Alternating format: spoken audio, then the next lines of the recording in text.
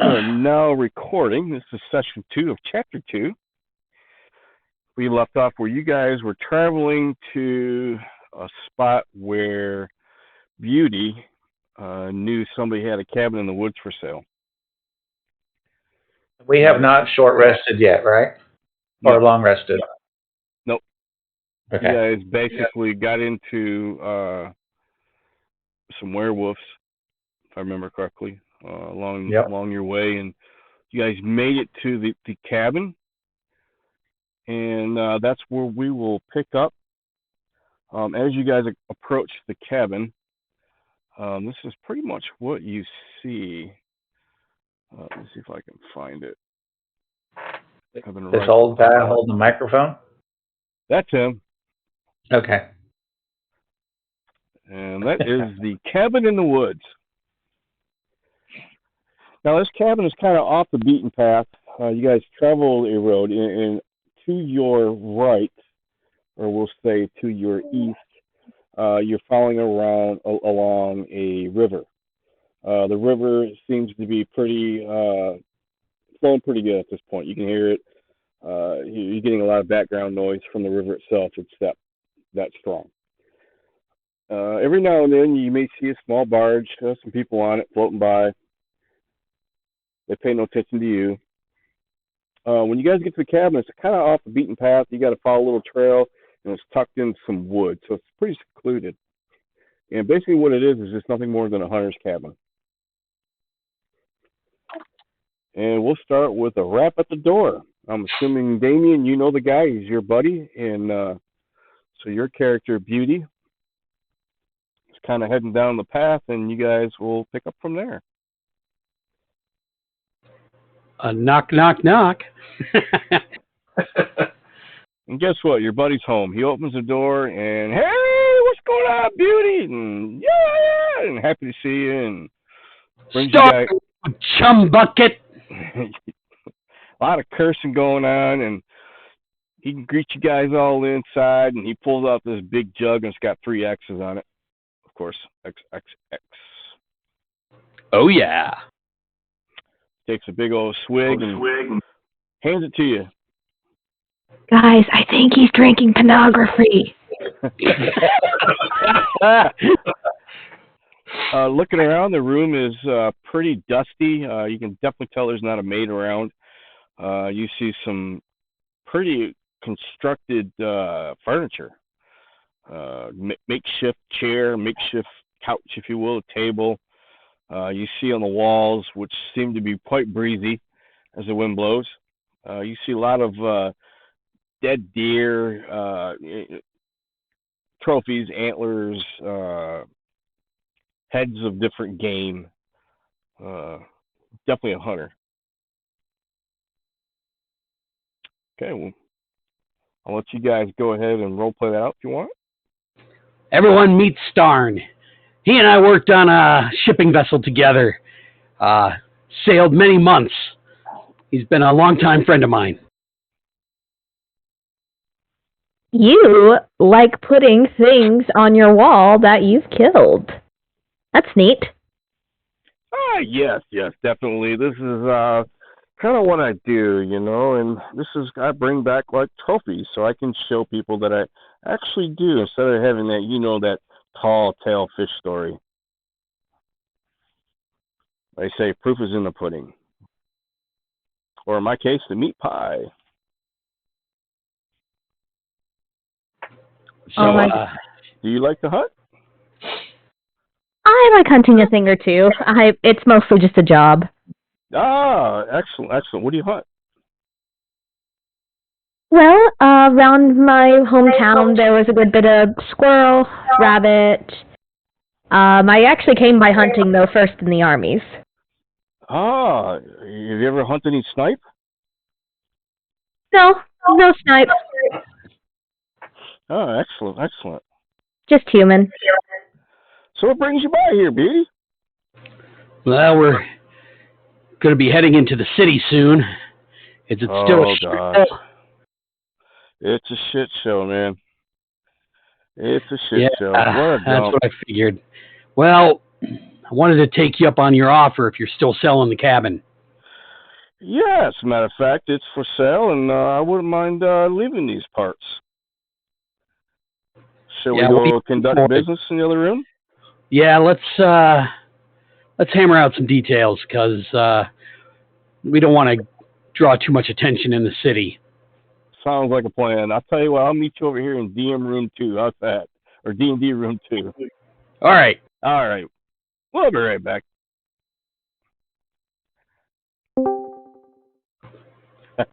Woohoo! We'll sit here for a minute and let them think what the hell we're talking about. I forget the price I quoted. I guess you're going to go back and tell them a different price? Oh, yeah. You had told me he was going to sell it for $300 because he had it originally for $600. And, yeah. You're going to charge him full price. What was that? What was you going to charge him the original $600? I mean, your character's alignment, would they do that? No. I'm gonna just be honest, and basically my intent is to buy the place and then set it up as a base. My character is more of a chaotic good, so excellent. Like I'll do stuff, but I won't do evil stuff. So yeah, there is a barge. You guys didn't see it coming up. Was parked on the side of the river. Let you know it's going to be for you guys to use. I figured that it needs a lot of work. Yeah, it needs work. Give you guys some downtime to mess with it. You know, get it going. We can probably do some skill rolls or something like that. Something crazy. Yeah, that sounds fun. Fun. That way you guys can use it, go back and forth from the city. That way you can travel rather than the road. You can travel by barge, and get across to the other side of the river. That's where the Temple of Elemental Evil will be. And that way, if you need to, that way you don't have to go all the way around through town and then back down to your guys' cabin, where people can see you guys hauling loot. I figure make it a little bit easier on you guys that way. And then maybe every once in a while, what I'm gonna have is maybe some militiamen kind of hiding out every now and then, walking down the road and start questioning, half drunk kind of mentality. Right. And I'll roll on that and see what happens. So because my character is a friend with this guy, even though he offers half price at $300, I pay him $400. Okay, that sounds good. And I'll role play it out. You know, I'll act surprised, like, huh? Now, are you doing this? Or you can go back to the group and say, okay, this is what he needs, blah blah blah, and then you can come back to me, and then we'll role play it out. Oh, I'm just gonna give you the $400 because they gave me money last time. So. Oh, did they? Oh, okay. Yeah, so I'm buying the place and setting it up for all of them to stay at. Sure. And then I will remain quiet. And then what I'll do is after the transaction, I will slowly and quietly pick up my belongings and head out the door. Cool. All right. See you back. See you. Oh, bother. Lorena Bobbitt, what? You're only a bear when you want to be a bear. You're not always a bear. Oh, I know that. I can just... Smokey? Rod said I could change and, I figured, hey, I've already got like two shape change abilities and I never really use them, so why not change into a werebear? Like I tell Chris, old and ornery, man. Old and ornery. John, you know who I'm picturing as your icon when you transform, right? Who's that? Winnie? The Pooh? Yep. Well, it could be that one, or it could be Yogi. I am a bear of very little brain. It could be Yogi too. Hey, Yogi boo-boo. Bear. Hey, boo boo. Here comes Mr. Ranger. All right. With the picnic basket. Do I need to save again to become a werebear? I failed once. I didn't know if there was another save. I forgot about that. Yes, you do. Yeah. In fact, you want to do that right now? Sure. Okay. On save. Yeah. What was the DC on that? I think you make it. I think you made it. Let me look this up real quick. Why I'm doing this, if you guys want to go ahead and role play, Stern comes back with Beauty, and he's just kind of standing there, and I'll let you guys resolve that. I'll look this up real quick. Yeah, I bought the house. This will be our base of operations, so everybody make yourselves at home. We also have a barge a little bit down by the river, but it's going to need a little bit of work. But it'll allow us to move around a bit. So I think we're good. You see Stern, he's kind of walking around a little bit. He's gathering a few things. He looks at the stuff at the wall. He looks over at Aggie's character and smiles and leaves it, walks about, and then he kind of slowly walks out the door and he's gone. So Stern, before you go, goodbye. So we can catch up in the future. Absolutely. I'll stop by someday and I'll give you a heads up. Sounds good, my friend. Be safe. Have a good day. It was nice meeting you all. And you know what? And he hands the jug over to Beauty and says, "You guys can go ahead and keep this." Appreciate you. Thank you for the liquid porn. Absolutely. Is he going to go live in the barge down by the river? No, he just kind of walks down the path and he heads away from Nulb. In fact, he comes back from the direction you guys were in, and then he disappears in the woods. So we just kicked him out of his own house? Basically. Oh, I bought it. Yeah. Oh, you bought it? Barrel. You made him an offer he can't refuse. Yeah, he had been wanting to leave for some time. He doesn't like the area. It's not the same as it used to be, so figured this would be a good place for us to set up a base of operations outside of the city. It's kind of quiet, and figured it'd be perfect. Not obvious what you guys are doing, that's for sure. I call one seat on the top bunk. Beauty, one of the things you see is Chosen has not come inside yet. Oh, so he's outside still?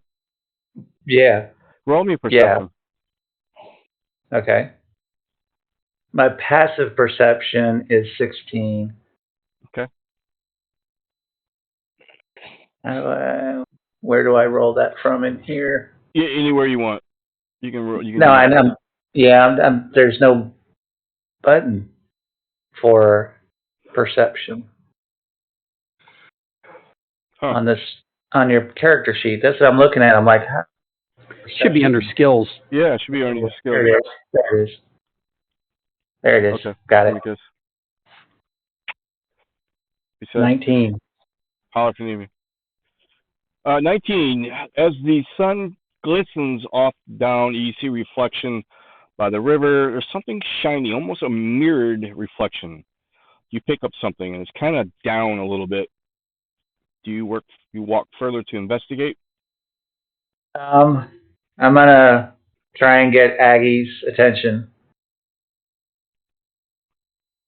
Can you come with me a minute? Hey, coming. I just trot over. When she gets to where I'm at, I point at the shiny thing. There's something reflecting down there. You see something as you get closer, kind of resembles this. However, it's mostly wood, and it has, what's the matter? Hold on here. A metal roof. This is the reason. Hold on. There, I'll just do it that way. Oh, okay. Oh, is this the barge? A barge. All right, I'm going to go ahead and draw my bow. Yeah. And you're going to what? You're going to draw your bow? Okay. Yeah, just have it ready. Okay. Yeah. I'm going to get my shield on, and I'm going to draw my hammer and start moving that way quietly. So we have Chosen and Deli down by the river. And you guys are checking out this barge. And the rest of you are still inside the building? Yeah, I'm looking over the place. Okay. I've got the jug in one hand, just palming it in one hand, and I'm just Andre the Giant. Blump, blump, blump, blump, blump. What is Mad Mardian doing? And I burp. There's my Dobby. stealth roll. I got a 21. Dobby, yeah. What's Dobby doing? Sorry. Just hanging inside. Okay. Just kind of hanging out, looking around. That's Okay. it. This is a makeshift cabin in the woods. It is pretty musty smelling. You can definitely tell that nobody's been there. Kind of a rank smell. Has a makeshift room. We'll call that the bathroom, if you will. It does have a place where you can clean up. Has a barrel of some sort where you can step in and fill it full of water and kind of clean up. Kitchen area, if you want to call it a kitchen, there's kind of an area where you could see where you can, like a little stove, if you will, made from wood. You have to have wood to burn, to cook. Then you have a much larger fireplace to keep the place warm. So there's two different places. Fireplace is hooked up, and you can have like a kettle if you're making bigger meals. You have like this little trifold, some steel iron where you can hang and dangle stuff off of. Looking around again, you see all these heads from different game that's been used. He has a makeshift cooler of some sort. You notice that it's leaking. Whatever ice they're using is melting. So whatever he's using to keep it cool may need to be refreshed. And you happen to look, and there's a little bit of meat in there if you look in there.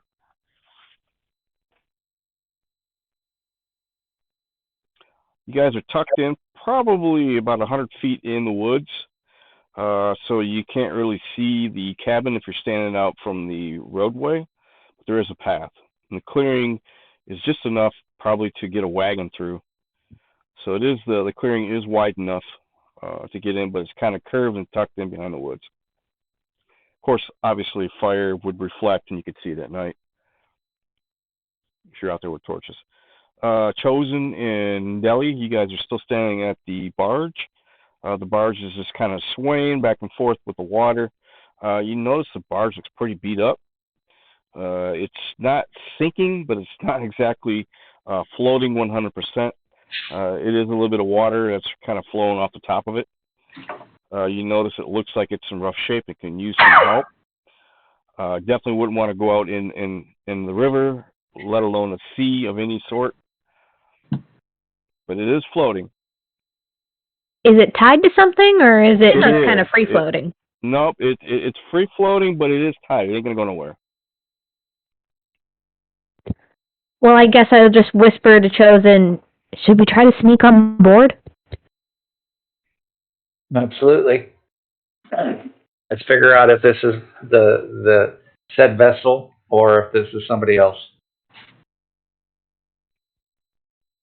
All right, I make my way towards the vessel. Okay. And I rolled a 21 on the stealth check, Rod. Okay. You definitely stealth. The barge does not see you. Let me stealth too. 1 sec. Okay. Remember, you're at advantage because, well, if you pulled the cloak hood up.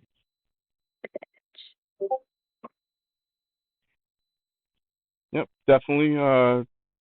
You guys think that the barge doesn't see you. However, to get on the barge, you're going to have to grab a hold of the rope and pull it up a little bit closer. Either that or wait in the water to climb in the barge. Oh, can I cast jump and just make myself jump on top of the roof? Sure. Cast Oh, jump. you scream wee. I can't. I'm being stealthy. In your mind, scream we. All right, so what is your results? Roll a dex check. Oh.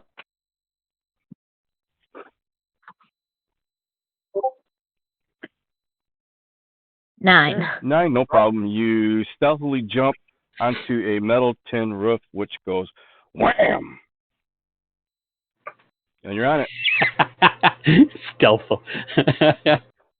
She is a halfling, so it might not go wham. It might go. sounds great. Instead of wham, it went bam. There you go. That was a fat squirrel, guys. Yeah, that was a big one. Chosen, what are you doing? You're I'm gonna stand. Yeah, I'm just stand on the bank, and just watch her. I have Eldritch Blast ready. Okay, she's crawling around on the roof in Spidey form, I believe. I'm gonna try and peek through one of the windows. Okay. Looking through the window, it's definitely dirty. You can see from the reflection of light coming from the backside of the barge, and it appears to be empty. And it is ramshackle. There's cobwebs everywhere. So nobody's been in it for a very long time. Okay. Alright, I'm gonna call it to Chosen. Looks abandoned. This might be our barge. Yeah. All right. Now I'll just Thanks. put away my bow and I'm gonna go inside and I'm gonna use like an arrow to just start getting up cobwebs.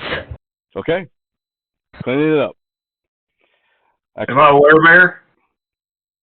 Are you a werebear? No. Oh. So you saved, but you said something about you failed? Well, I failed the remember. first one. Okay, so you did fail the first Remember, one. I failed last time. I said I didn't know if I need to make another check or not. Okay. Because last week I rolled like a 3 after I got bit, and you said, okay, we'll have to get back to that later. Yeah. Okay. I couldn't remember if you failed once, if you failed. I knew you were on our way, but I don't remember how many times. So, okay, so we'll roll again tonight, this evening. Okay. When darkness falls. Because I wonder about the thing is, as a druid, I've got a couple of shape changes. I wonder if I can control it, or if I have to learn to control it or something. That might be something to look into. I know from our Thursday game, I had somebody that was bitten. At first, it was uncontrollable, and then until she learned and figured out how to control it, and she can shapeshift on demand now. That's the way we kind of played that out. Okay. And that's pretty much what I'll do here. Since you're a druid, you're going to be able to pick up on it, no problem. That's when you do fail the second time. It's a little broken, I just tell you. Now, there is a chance you can probably have cured that, so it does not happen, but I'll leave that up to you. It basically, I lose 1 attack and 1 damage, but if I'm in hybrid form, I can still attack with my club. I have to drop my shield. I get 2 attacks with my club. My armor class drops to 11, but it bumps me up to 135 hit points. Did I send you those files? I don't think so. Okay. Remind me, I bought some stuff off of DM's Guild about playing and role-playing and ideas of lycanthrope. Now we'll send that to you. Okay, yeah. Just remind me. Because all I can do is look up the monster manual, and that is probably not level efficient. This was third party, and it looked good, and it seemed to play out so far. Seemed to play out fine. It basically turns you into a always hit creature, which I know always hit creatures have a ton of hit points, but at level 4, even 135 hit points might be just a bit too tanky. The one thing to think about, John, Druid has 36. Even in druid form, when you transform, you can't cast spells until later. Yeah. While transformed. Right. So he may not need to. Well, it was 135 hit points. I'm just going to stand up there like a barbarian and take swipes with my club in one hand. Just let enemies hit me and just soak it. With 135 hit points, I'm just going to soak and sponge while, Yep. And then once I start getting down, if I can change back, I just go down to 35 hit points and pick up my shield and my armor again, and then I can AC tank. But I was like, that might be a little much. He is now known as the 300 hit points, and then being able to transform back and be an armor tank again. Shepard will be known as the Gummy Bear Sponge Tank. Definitely tummy gummy. All right, so we got Dobby, Shepard, and Beauty still inside the cabin. What are you guys doing? I'm looking for something to eat. You definitely see some old stale bread, makeshift bread that has been made. There's that meat that's in the cooler, whatever you want to call it, refrigerator, cooler. How he's keeping things cold. Other than that, there's not much. I'll cut any mold that I see off of it, kind of sniff it and make sure that it's like not rotten completely. The meat? And then the meat and the bread, and I'll start eating.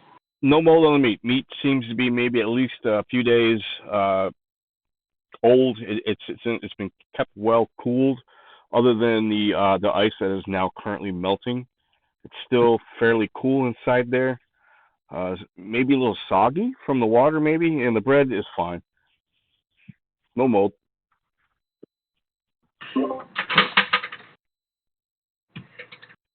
It's probably, we're getting around midday, we'll say. So I'm just standing just standing and covering for Aggie while she's out there on the waters. Okay. Aggie, you're cleaning up? Pretty much done by now.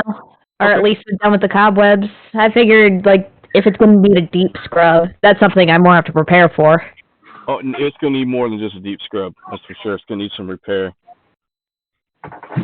Deep scrub I can handle. You guys are probably going to need some help dragging it onto shore to do some repair work onto it before it's fully operational. That's not me. Just saying. Yeah, it's not going anywhere for now. We can do that later.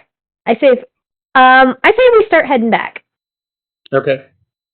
But I do want to ask, Chosen, who's your god? We'll talk about that some other time, maybe. You've blown me off twice. It's partly because I'm not 100% sure yet. Jehovah. That's ominous. Not me as the player, but Chosen is not sure yet. Yeah. Yeah, I know. I thought we were role playing. Yeah, well, somebody said Jehovah, so I was like, I need to answer that. Being stupid. Yeah. No, not that one. Yeah, so, yeah. Do you know? It was one thing when I was a cleric, but something else has specifically chosen me. And I don't know what that is yet. It's not a dragon or anything like that, is it? I don't know yet. I don't fully understand what's happening. I can't see you. What? That must be scary. It is kind of scary.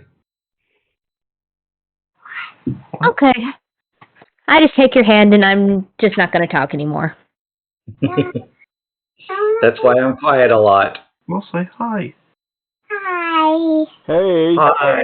Hi. Hello. So we got to play Hero Kids for the first time the other night, didn't we? Yeah. Oh, how cool. That's cool. Is that a role-playing game? You had some pressure? I ran that for my kids a long time ago. I like that. So, and Did you get some candy at the end? Did you guys find a chest full of candy? yeah, And you got some real life candy? yeah, That trying to trick you guys into becoming D&D nerds? yeah, Because mommy won't play it? yeah. That's fair. Say bye. All right, so you guys are talking about taking a short rest? First thing I'm doing when I get back is I'm clearing out a space out in the yard somewhere, and I'm setting up my tent. Okay, so you're going to sleep in a tent out in the front yard? It's cleaner. Yeah, pretty much. And I'm taking the bed. Is there another bed for me? There is a cot, if you will. There is my tent is a 2-person tent, Belly. So if you feel like you would like to sleep out in the tent, you're more than welcome to. Or Mad Mardigan, either one. That'd be a fortitude save. That's very sweet, but I haven't slept in a bed in almost 2 years. It's still not going to be a bed. just saying. Shepard says, wah. You got to remember, my character is a city boy. Well, Right. I've slept in 2 beds in my entire life. but he's also a cleric, so he's used to sleeping on hard floors, and pallets. So. Oh, whatever. I'm going to go to sleep.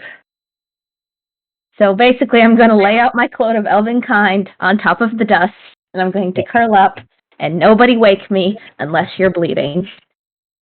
And use the elven boots as a pillow. My hair's enough of a pillow. There you go. Okay. You don't take anything that gives you an advantage off. I will second that. I will probably coil my braid up and use it as a pillow. All right. Short rest. 4 hours? You guys want to take a 4-hour rest or longer? Well, what time is it at this point? It was midday. If you guys take a short rest, it'll probably be early evening. And you guys snap out of it. I'm fine with that. I'm taking my short rest. Okay. You guys hear the normal sounds of nature. Every now and then, you can hear wagons going up and down the road. As it's getting later in the evening, the wind seems to be dying down. You don't hear too much water noise coming from the river. It seems to be a little bit calmer. Comfortable temperatures, nothing cold, nothing warm, too hot. All right, well, if we're all awake, I guess somebody needs to start planning and somebody needs to start dinner. There's nothing in there that's you're going to have to go out and gather wood. There's some charcoal, lumps of coals and stuff still left in the fire where the fire has not been used for at least 24 hours. Yeah, I'm going to look around outside for already chopped wood or the area where he used to chop the wood. You definitely find the area where he was chopping wood. There's very little there. Definitely you're going to have to go out and harvest some. And I start doing that. Okay. I wave off from the house and say thank you. I'll assist. I'm bored. Okay. Dobby? Do we have something to eat, or shall somebody go find food? You guys definitely have some rations left over from your travels. There's a little bit of food inside the cabin itself. Some makeshift bread. There was a little bit of meat that was in like a cooler, if you will. I believe John was munching on that. John, did you eat everything, or did you leave some for the rest? I probably ate everything, but I'm looking up Druidcraft right now, so I might be able to do all this with a spell. So there's really not much left inside the house, other than whatever rations that you had. Well, I'll try and find some other food source. Okay. I You're losing daylight, so time is short. Go ahead. I'm sorry. I was actually going to say, Dobby, why don't you stay at the house? I'm actually used to hunting in the woods, and we need somebody to stay here with Chef, since he got bitten by a bear. That'd be fine. I could do that.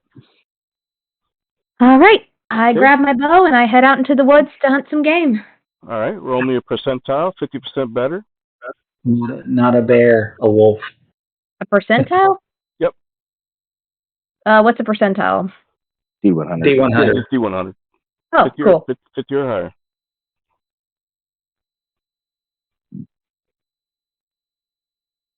Yep, no problem. You got some game. Roll a D6. D6. You come back with one rabbit. Or do you come back at all? Do you go back out? One rabbit isn't enough to feed 6. So hold on, give me one second. Well, it says I find twice as much food while foraging. Foraging, does hunting count as foraging, or do I need to literally look for berries? Nope, berries no problem. You find berries are definitely plentiful. All right, Don't need I to will. roll on that. What do I need to roll? Nope, you don't need to roll anything. You just come back and you got berries and nuts and whatever to go with your rabbit if you want. All right. Is everyone at the house, or am I waiting on everyone to get back? Depends on how long it takes us to gather firewood, I guess, for the night. All right. What time of year is it? I'm gonna say it's probably early fall, to where it's still fairly comfortable. Okay. So we don't need a whole lot of firewood. Nah, just for cooking. So maybe an hour. That's about right. All right. So Aggie, how long did it take you to do your hunting? I can automatically start it with Druidcraft, so which is a cantrip. So How y'all long just does it take you? make a handful of sticks each, and that's like a 4-hour campfire. I feel like that'd Excellent. at least take me 2 hours. Okay. So yeah, then we would be back. All right. Looks like we're having stew.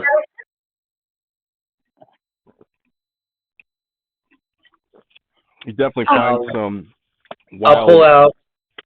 Yeah, I'll pull out of the handy haversack some of one of the day's rations that I have. I've got 10 days worth of rations in there to enhance the stew with. Ship's Definitely. biscuits. You guys got potatoes and carrots and stuff, I'd say. So you definitely have everything there to make a stew. All right. I guess I'll start cooking. I just shout, okay, somebody just start planning or get some paper and figure out what we need to do to infiltrate the town while I do this. Shepard, you notice it's starting to get a little dark. Moon's starting to pop up. Roll me another check. Constitution.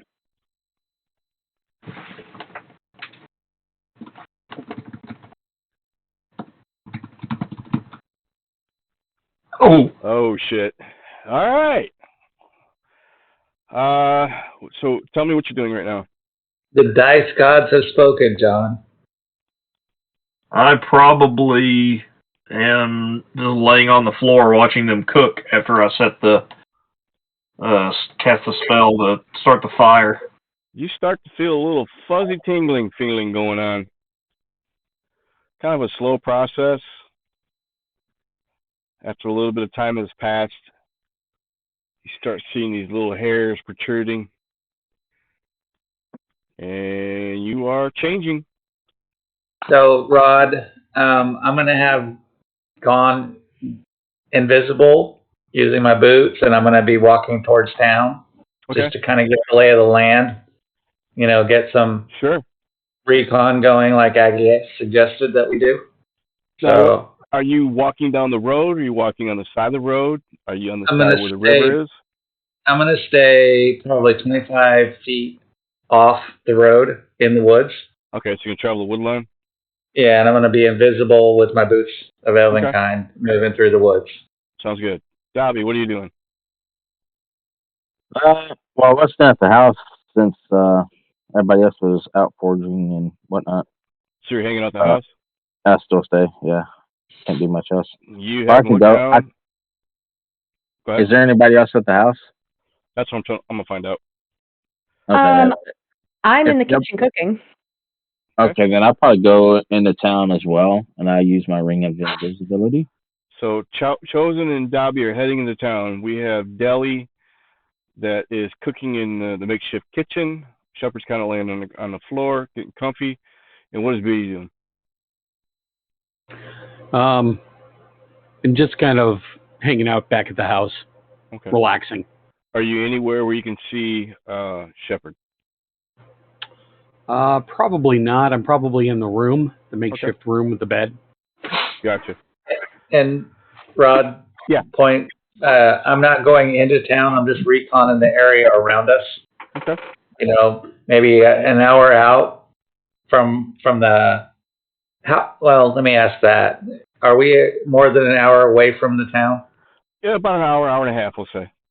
All right, so I'm just reconning the area, trying to get a lay of the land to see what's going on, what's around us, if there's any other wood smoke, anybody camping or whatever. when you get closer, you can tell that this is definitely a very filthy, ramshackle, and fairly active town. I'm not going in. I'm looking from afar. Definitely see people walking about. You see wagons moving about. In fact, you give me an investigation check. Not my strong suit, but here we go. Hey, we got lucky. Yeah, you definitely you're getting a sense of maybe crime syndicate. Something doesn't seem right. You see almost like these people walking around, they're hiding what they got. As it's starting to get darker, the people don't look like normal merchants. They're more furtive, more thieves guildish type of people. Yeah, maybe some illegal stuff going on. But it's still bustling. You still see people moving about. About how many people? If I had to guess the size of Nulb, how big is it? The town itself? Yeah, how many people? Pretty good size. I mean, if you're looking for population size, you're probably looking at least a few hundred people. Okay, all right. That's really all I was wanting to do right now. So I'll start heading back. Okay. And since Dobby and I didn't make any specific plans, I don't know that he would even know that I'm going back. Some of the people that you saw, the inhabitants that you saw, you have no doubt some are boatmen. In fact, some may be leaning toward maybe a little pirating. Right. You didn't see anybody no eye patch, nothing like that, or hood. A leg and a parrot. But yeah, you can tell they're swashbucklers, and and then every now and then they look normal. You see fishermen, people that would definitely hang out on a boat. Definitely farmers, hunters, and the like. Rowdy types. Yeah, you see people herding like a couple goats, or something like that down the road. Maybe they're coming into town. You can hear the bells dingling off the goat's neck, stuff like that. All right. Sounds of sheep. Once I get that kind of concept in my head and I understand what I'm looking at, I'll start heading back. If that takes 2 hours or 3 hours, that's fine. Okay. All right.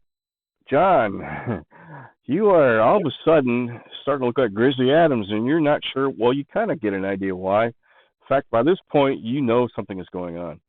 From your experience of being a shapeshifter, you definitely know what's going on. But what's funny is you have no control. This is the first time you've ever done this, and the first time it's gonna do its course. You can't stop it. If I knew about it, I would probably run outside because I don't know if I'm going to go hybrid or full on bear. This is going to be interesting because in normal course of history, I'm like 7'1". So in bear form, I'm going to be like Andre the giant bear. But you're not sure what you're going to be. You just know you're changing. Yeah. And in fact, you're trying to control it, and you're discovering at this point you can't control it right now. It's just going to do its thing. How it's going to react to you and you only, you don't know. So I'll let you roll to play that out. What you would do.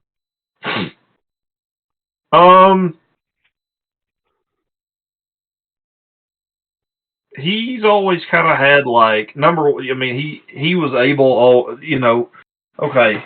I have to kind of think about this because he's always kind of had a reverence for bears. He doesn't have to become a bear. That can be up to you.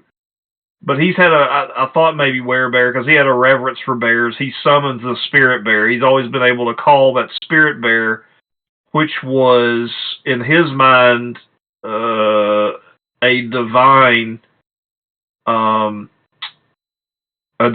gift for some reason that he's been able to do. Summon a spirit bear, and then once he started to work on summoning other things, he always would try to summon a bear, which throughout the campaign, you guys know that's what he's always summoned. When I summon when I use the Circle of the Shepherd, I summon the spirit bear.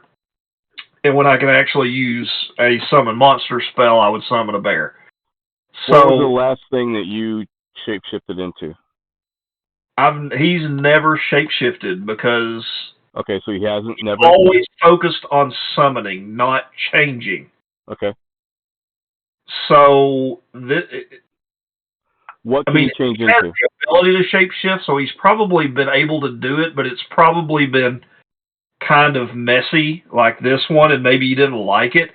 But if he's going to change into anything, it would be a bear. And if he realized at some point that what he was changing into was the form of a bear, it doesn't have to be. If it was like he got bit by and turned into a werewolf, he would probably really try to fight it. But but if it's going to go werebear, he would probably, again, in his mind, think it was kind of divine influence. And he would probably just be like, all right, cool, like, whatever, this is supposed to be. But he would probably run off in the woods just so he didn't hurt his friends. But if he was going to go full-blown bear, he's probably just going to go out and poop in the woods tonight. What can you change into? What can he? Yeah, at this point. Let me double-check in 5e. Okay. Real quick.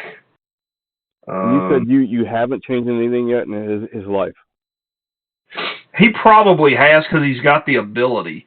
Sure. So if he's got the ability, he probably would have had to have done it. And if he was going to try anything, it would have been a bear. Okay, so this is what I was going to say. I was going to say probably whatever you're changing into the lycanthrope part of it is picking up the last chromosomes of whatever you changed into, and we'll just say that's what you're. Okay, it would probably have been a bear because he has great reverence for that animal. That's why he generally you'll only see summoning bears. He's kind of his for lack of a better term, his spirit animal. Yeah. Since he's huge spirit and animal? strong. So you turned into Ted Nugent? Pretty much. Okay. If you want me to be a grizzly with guns, whatever. Right. Bow and arrow. Fred Bear. All right. Give me 2 seconds here. You definitely know, I guess you were changing into a bear form, but however, because this is a different from what you normally do, you're not quite sure. I mean, you obviously can see that you're turning in, you got bear claws and stuff like that, but you're different. You're different from the last time that you experienced changing into a bear. But the one thing you did notice is you're having trouble fighting this. You're breaking out into a cold sweat. Next note, you're running a fever. Your body temperature's changing. So things are a little bit different than the last time. And hold on, my kid's knocking on the door. Let me run down there. I might lose wireless connection. You're going to end up being like a Kodiak more than a grizzly because Kodiak's bigger than grizzly. That sounds about right. Okay, so it has to be a beast that has a challenge rating of 1/4 or lower, but we're level 4 now, right? So it can be 1/2 or lower. So let me then see if there are bears. If there are bears, and oh, John, I just had another vision for you. Bad news, bears. That little itty bitty blonde kid. Yeah, what was that his name? Had the mouth on him. The hell was his name? I even forget the actor that played him, the original. Yeah, I just remember he's blonde and he's very loud and he's mouthy and he's little. He was like the shortstop or something. Okay, I can change into, at this point, I can polymorph into a black bear. Okay. I'm going to put you guys down real quick. I'm going to use the bathroom and get a drink, and I'll be right back.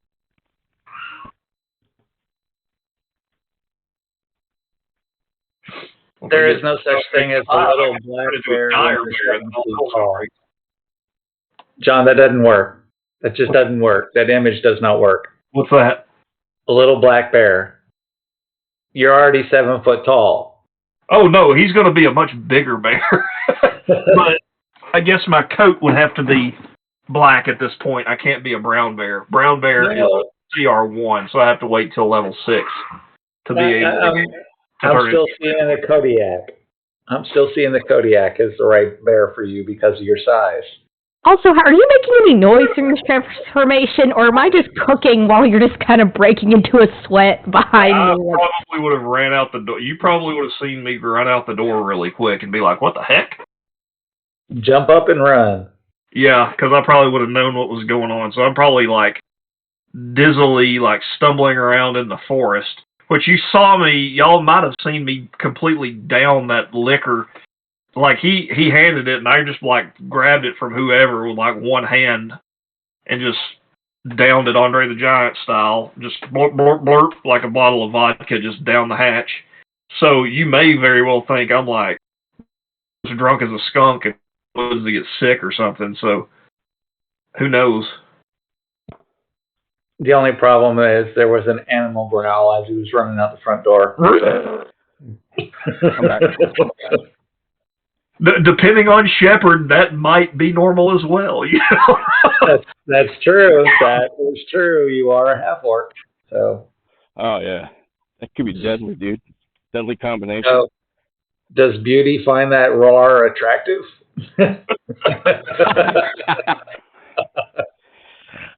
Okay. All right. So I'm assuming you said you're running out of the building, out of the cabin. Yeah. Okay. Deli, all of a sudden you see Shepard beeline, and when you turn to look, you catch a glimpse. He didn't seem like he looked like Shepard. But you knew it was Shepard because you saw him on the corner of your eye. Your peripheral vision picked up the skyrocketing off the floor and out the door. Oh, dear. Beauty, I'm going to say you heard it. Definitely heard the door slam and the rustle and whatnot. I'm not sure if you're like in the room crashed out, sleeping or half awake. Well, I'm going to just calmly put a lid on the pot, let it stir, and I'm just going to call out, "Hey, Beauty? Miss Beauty? Beauty!" He's gone. He bathroom break too. Yeah, he may have taken a bathroom break. Somebody was saying they were having problems with their wireless. Was that Chris or was that Dan? That was me, I think. I had to go let Nehemiah in, and my wireless headset. I might have started breaking up. Give me 2 seconds. I gotta go tell my daughter good night and put her to bed. I'm just coughing up a lung. No worries. There he is. Beauty's back. I just heard him. Did you hear any of what I said? No, I didn't. Okay, no worries. Well, basically, after Chev bolts out the door, I basically just go close the lid, and I'm calling after you, saying, "Hey, you around?" Yeah, what's up? You heard that, right? Maybe. Okay, we're gonna need to go out on a little adventure. Get your weapons. That sounds good. Basically, if you missed it, Shepard was shape-shifting into his lycanthrope form, and he's panicking right out the door. Now, I don't want to use the word panic. He bolted out the door. I heard all that part. Oh, okay. Saddle, carry on. All right, I guess I start tracking the bear, or whatever Shep's footprints are morphing into at this point. Now, Shepard, where'd you go? You went out front, you go back into the woods, you head toward the road, you head toward the river. He's not here. He's not here right now. Yeah, that's right. Yeah. Oh, right. Yeah. I'm going to say about all this has been transpired. Dave, Chosen probably saw him shoot out the front door, so you caught a kind of glimpse of it. You were far enough away to not really get a really good look, but you did know it looked different. Was he, from what he said, he was not brandishing any weapons? No. So I would not necessarily think that something was amiss or we were being attacked. No. Right? No, nothing like that. You do know that he is druid, so that would probably not surprise you to see, I'm gonna say because the clothing he's wearing, you definitely knew who it was. Okay, I'm gonna do cautious approach, but I mean not panicked. I'm going to assume that everything's okay, but seeing Shepard run out of the building like that might have sent up a red flag, but would not have made me necessarily rush to find out what's going on. I'm back. Welcome back. Yes. Where are you at?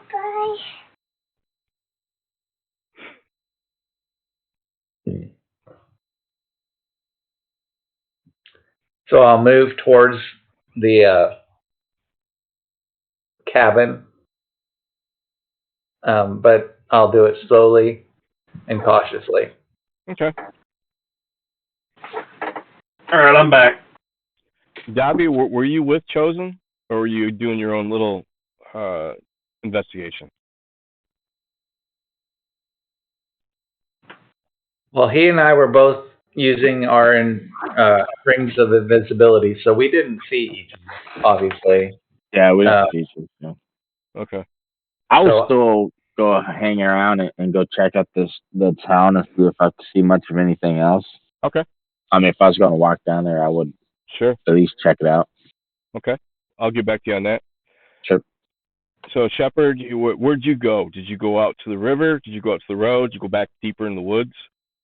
I'm going into the woods. I'm going to look for blueberries. Okay. So, Shepard's looking for blueberries. That's your path if you're trying to track them down. Yep, just going into the woods. I'm a bear now, so I'm hungry. Okay. You're in full bear fledge.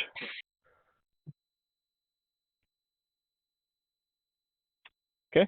Deli, and you have no problem tracking him. You track up behind him. I'm assuming you and Beauty are together side by side. You see a bear ass bent over picking berries. Oh. Sorry, I had to. There's your dad joke. I beat you to it. There you go. I would follow. I guess There's your bad joke of the week. You're welcome, Internet. Yeah. And I would follow Deli, and Beauty if they left with their, being aggressive kind of. I would follow them to find out what the hell was going on because I obviously knew something. Chris, you're in town. Yes. Again, you're seeing a very highly busy town, bustling. You're seeing boatmen, fishers, pirates even, swashbucklers, herders, goats, people walking around. You also notice it looks like they are setting up some sort of commerce. You're not quite sure what it is. They're moving. You see about 3 or 4 little wagons being pulled by mules. They're kind of setting up. You're really not sure. Everything's still kind of covered up. In the center of town, you see like a makeshift stage of some sort in the middle. And how long do you hang out in Blusha? I'll probably hang out walk around town. How big is the town, I guess? It's fairly good size. Here is the map of the town. In fact, this kind of has a little bit of everything on it. I kind of threw this stuff together to make sure it's not too big, and Discord complains. That's your map. As you approach the ridge line, you noticed before you got into town, if you're going to go all the way into town, you see them offloading a cargo off some sort of a vessel, barge, whatever. I'm assuming I'm coming from the north. Okay. I'm assuming that's where I'm coming from. You are traveling north. You're coming from the south. Okay, so I'm coming up from. Aren't we coming from the green square? Yep. See the green square? Yeah. That's you guys. You guys are deep in the woods. So kind of west. You have, west. You have to cross that bridge to get into Nulb.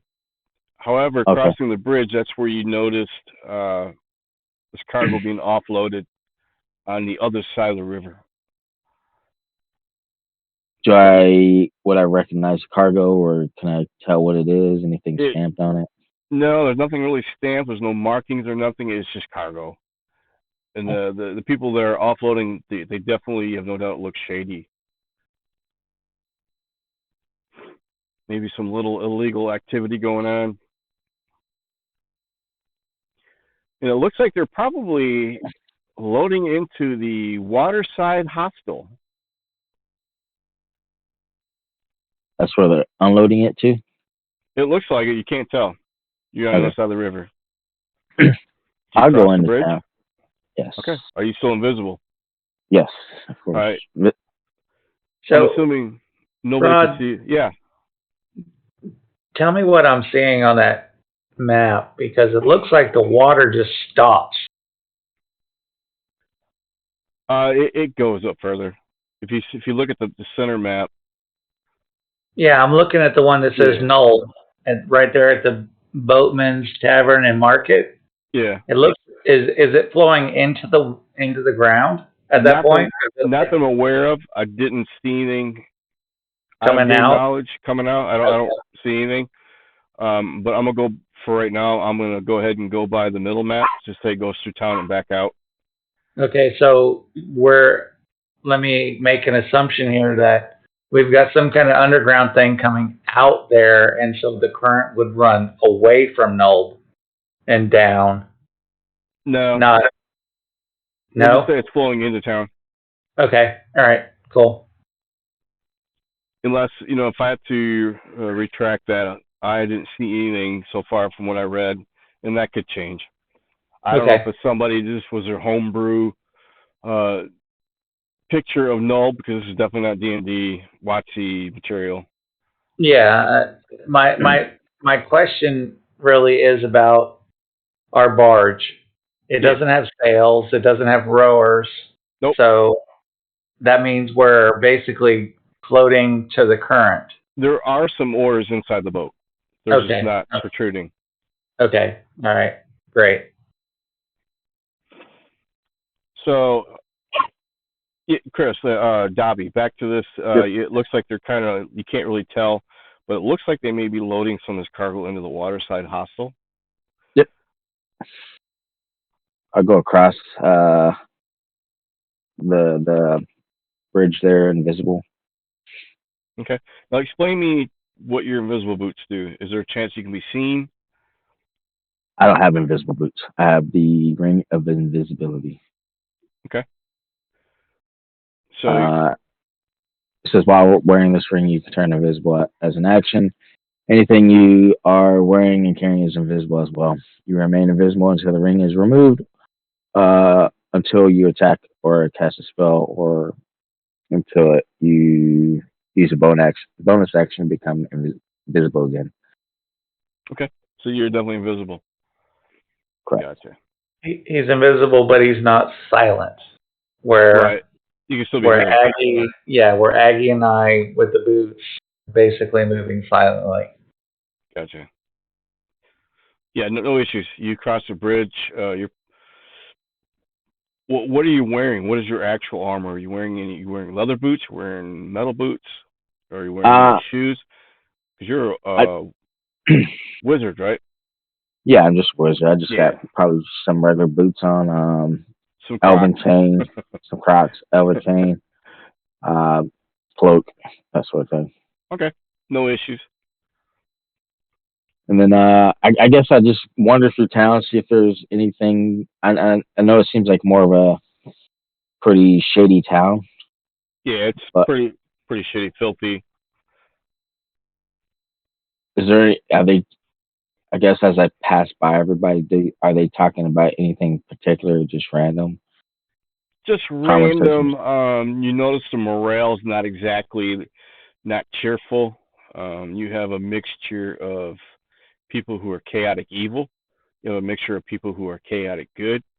So you're picking up a little bit of yin and yang, if you will. Okay, cool. I just wander around for a little while, and then I'll head back to the cabin in the woods. Gotcha. Okay, so you go back to the woods. Yep. All right. we'll say when you get back to the woods, you happen to catch everybody following Shepard, and then all of a sudden they stopped. How far away did you guys stop from Shepard? Because he has no idea you guys are behind him. He's indulging in berries. Like 25 feet away. Okay. So you see the behind of a bear, literally foraging, and you see the rest of your party 25 feet behind, kind of looking and scratching their head like, what? Okay, here we go. Bear porn. Yeah. Just had to say it. Just had to say it. All right. Yeah. So how about Rod? How about this? I've been calculating. Okay, my hit points right now are 36 total. Multiply that by 2 because my armor class drops to 11, so I'm almost a guaranteed hit in werebear form. That is, multiply that by 2, that's 72. If I start at 75 right now, and every level up, my werebear gains 15 hit points. That means 5, level 6, level 7. At level 8, he will be full-blown werebear, 135 hit points. Is that better? I think Sure. that's less game-breaking because he's got 18d8 hit points, Yeah. but that's a single werebear meant to be taking on. It's a challenge level 5, but it's an 18 level werebear taking on 5 or 6 characters. So. Sure. I'm trying to convert that a little bit. So it'll just like right now, that'll double my hit points, about double my hit points to 75, and then give me a flat 15 at level up to gain as my armor class drops. Okay. Yeah, we'll go with that for now. Let me get these books over to you that may change your mind. We can talk about that later. Oh yeah, I forgot. Yeah, send those over and I'll peruse this week. Sure. So what are you doing, Blueberry? Oh, I'm just eating berries. I'm a berries, bear. I probably smell them. I smell all the folk. Is it still me, or am I completely just a bear at this point? Just depends on what kind of state of mind you're in. Right now, like I said, it's uncontrollable. You did shift change. However, we'll say within an hour or two, you kind of figure out how to do it, and then after that, you can do it on demand. Now, if there's a full moon, there's nothing you can do. You're gonna go ahead and just change, but it doesn't mean you're gonna come something nasty. You're gonna be you. You're just gonna look different. Yeah. Which I might not care about that anyway. Yeah. So right now, your bear instincts are taking over. You want to grab his little head, scratch his ears. Yep. So you're sitting on your butt, got your hands and berries, and you're just munching away, and that's what you guys see. What do you guys do? Well, Beauty finds it ironic, considering her bear totem background. So she's just kind of looking on like, okay, interesting. Yeah. You do you, boo. Okay. Anybody else? I didn't close up. I stayed probably 50 yards behind, or 50 feet behind Beauty and Deli, just covering their back, just because I don't know what's going on, so I'm just watching them. I probably know they're there. If I'm a bear, I could smell them from a mile off, so I might be growling at them, thinking they're trying to take a blueberry. Yeah, only if the wind's blowing your direction from behind us, so don't even assume. Yeah, your senses definitely are in heightened. As a bear, what they say, bear can actually smell in real life, can smell food like 5 miles away. Yeah, something like that. I mean, it's crazy. All right. So yeah, it's definitely dark. Nightfall. It's mid-evening. Somebody roll me a D6, but before you do, high or low? So the question I would have is, does he find the rabbit stew smell more appealing than berries? Would he? Maybe a percentile. So, John, roll me a percentile. 50 or more, you'd smell the stew. That would deter you. Yeah, he's definitely, he's no longer focused on the berries. All of a sudden, that stew is piqued his interest. Aggie, you rolled a 6. Roll me another D100 and pick high or low. Odd or even? I'll pick even. Even it is. Okay.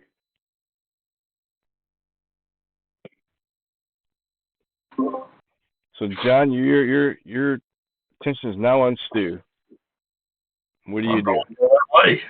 So he's heading back. He turns and looks at you guys and sees you and looks like he's just gonna head back in the cabin. He's following his nose. At this point, as he's walking past them, I fully see him, and I'm like, what the hell is going on? You ever seen a bear with a braid? Yeah, I see a bear wearing parts of John's clothing going, what Exactly. the hell? John, you can talk in common form. As far as you're concerned, you're still the same. Sorry, hang on. We're having issues staying in our beds tonight. No worries. I can't find my honor analysis. Well, can you ask Harper to see if he can help you? Okay. Look in your room, too. Your room's a mess. Gotta love it. Bye-bye. Bye. They said bye-bye. See ya. I'm gonna basically, Chosen's gonna react based on the way Beauty and Deli are reacting. If they're just sitting there watching, No big deal. Yeah. and well, no, it's in dumbfound disbelief. I'll probably go eat the stew and lay down in the middle of the floor to go to sleep because it's probably got a fire, so it's probably warm. So y'all enjoy sleeping outside while the bear sleeps in the cabin tonight and eats all your dinner. Right. So I'm just reacting based on the way they react. If they're not drawing weapons and attacking the bear, I'm just going to sit there and watch. Yeah, not much else you can do. No. It's a bear. All right. So Dobby, Deli, and Beauty, what are you guys doing?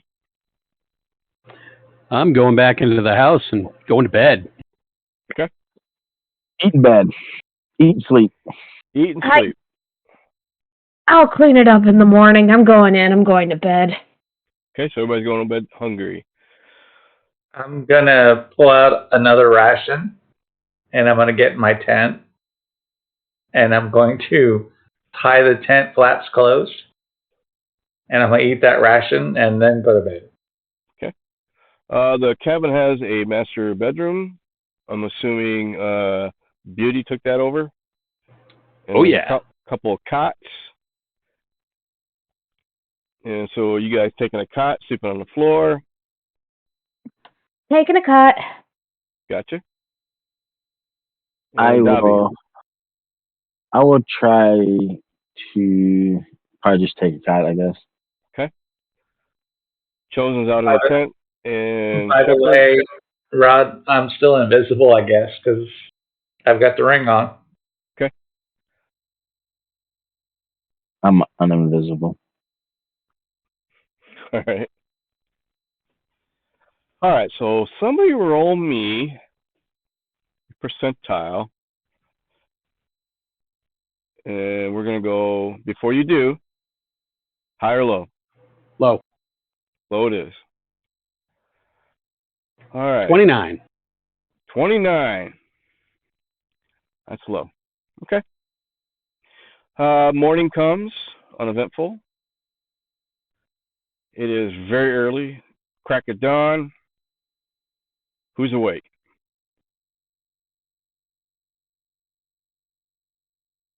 I'll be awake. Okay. The bear's probably awake. The bear is no longer bear. You are in your normal form.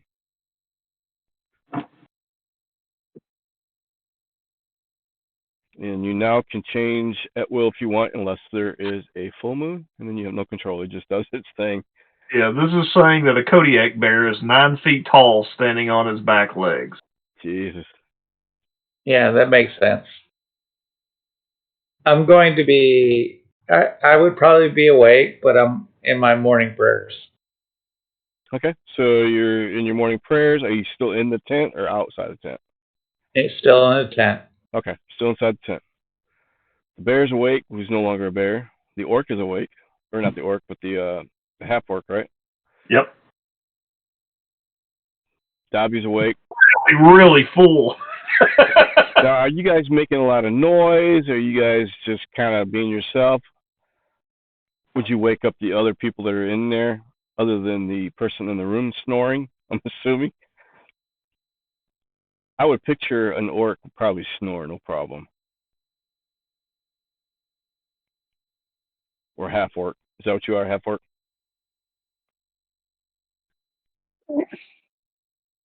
Yeah, that my me? prayers Damien. would be silent. I think Damien's half-orc. I would have. What was that? Yeah, I'm You half orc? orc. Okay. Yeah, Damien's in his room snoozing. Are you awake yet? Not yet. Not yet. Okay, so you hear slight snoring coming from the room. Shepard's awake. Dobby's awake. Deli, are you awake? I am awake. Okay, Deli's up. You're all awake except for Beauty, getting her beauty sleep.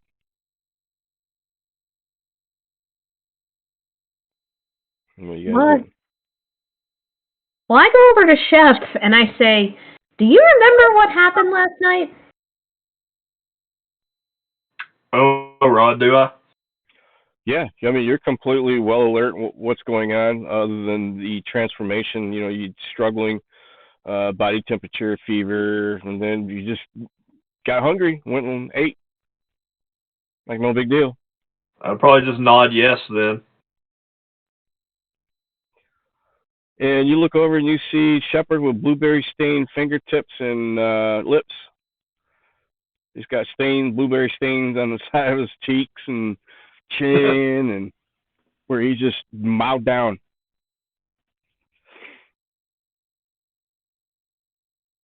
Also, you see Stu. Kitchen's a wreck. He just kind of ramsackled through the pots and the pans, and stew's all over the place. Let's be honest. When he got in there, that's basically what he was doing anyway. When he was in a half-orc form.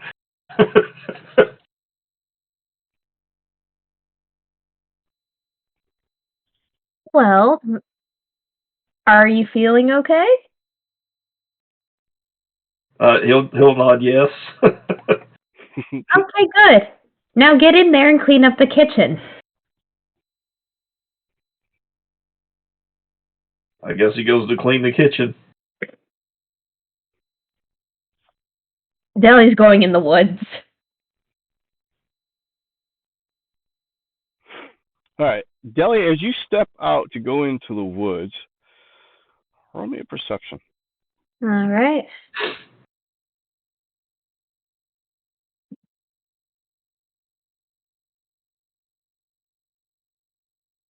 Yeah, no issues. You come out the front door. You see, it looks like a small brigade. Maybe some militiamen, maybe not. They're coming down the small trail.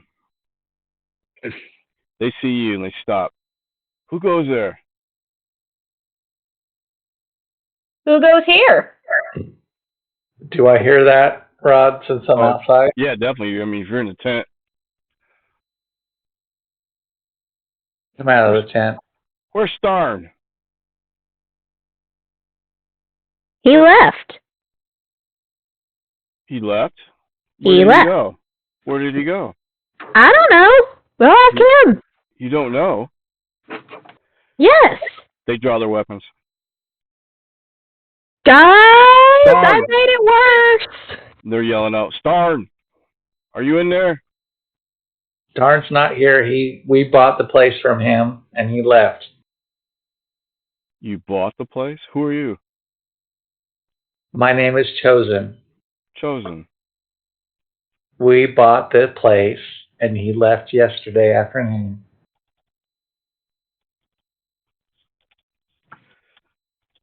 see if they believe you. They're kind of hesitant.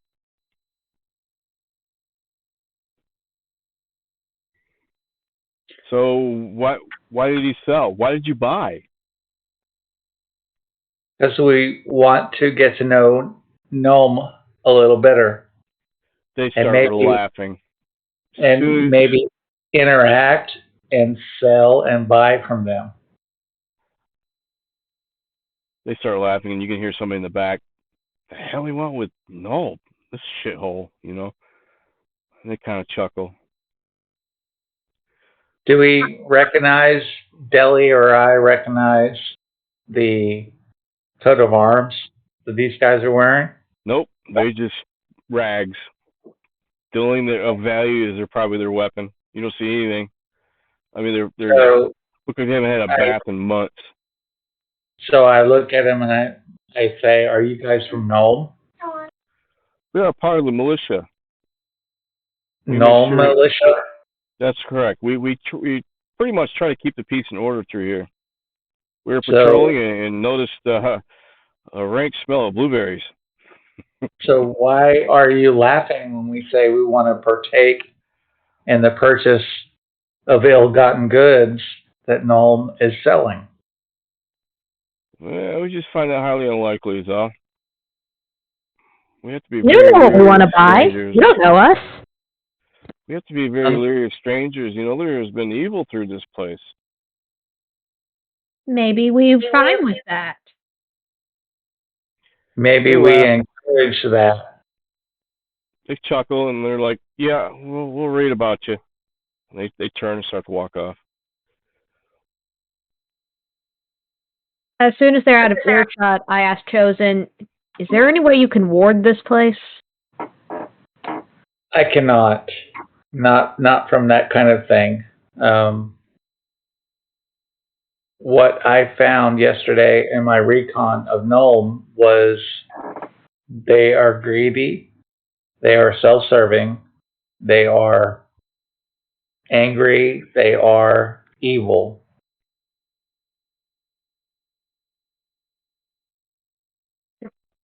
Dobby, are you out there with them? Yeah, I pretty much say the same thing. They do have some other, I think there are some good people down there, but majority of which are going to be bad. There are people trying to live, yes. And they maybe are good people, but the majority of Nulb is chaotic or worse. My thought process is that we shall start seeing slaves for sale, ill-gotten goods for sale. Before long, that will happen. Okay. So, theoretically, we could go undercover as either ill-gotten goods tradesmen or slave traders. And that's kind of how I just tried to set us up, as we're looking to buy things that are not openly sold. And they didn't really buy it. Or it feels like they didn't really buy it. Well, they already know we're here. Why don't we go into town and I'll try to buy something illegal? They are walking away. I don't know if you guys want them to go back into town to, I guess, add the intel that they've seen. Because they're definitely going to be questioning, because they noticed that the person that was in that house is no longer there. I'm going to suggest to Deli and Dobby that I'm going to follow them. I'm going to do it quietly and invisibly. And I'll see who they talk to, and we can deal with them later. Okay. Is everybody okay with that? I'll come with. Okay. I left them I let the group know what's going on. The rest of the group. So I turn invisible and I start following this group. Okay, they hit the main road and they start going away from town. And they're Wait. Away from town? They're continuing down the road. That's weird. Like And towards Hamlet. Hamlet? Okay. Yep. How many are there? There is 6.